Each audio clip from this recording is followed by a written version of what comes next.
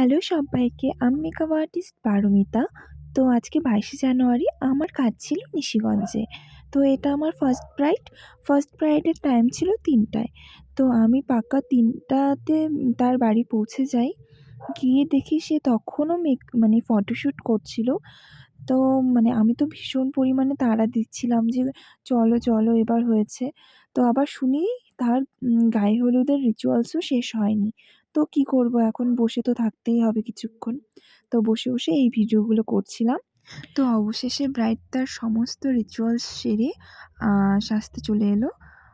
তো আমি তোমাদের একটা কথা বলব যে তোমরা না একটু টাইমিংটা মেইনটেইন করো। এর আগের ভিডিওতেও বলেছি, এখানেও বলছি। কারণ আমাদের তো ২টো-৩টে ব্রাইড থাকে।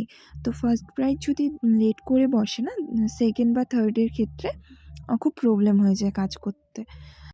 তো আমার যেহেতু আরেকটা ব্রাইড ছিল, তো আমি ওকে ফেস অ্যান্ড হেয়ার করে ওখান থেকে বেরিয়ে যাই। আর বাকিটা সমস্ত আমার অ্যাসিস্ট্যান্ট করে দেয়। তো কেমন হয়েছে একটু জানিও।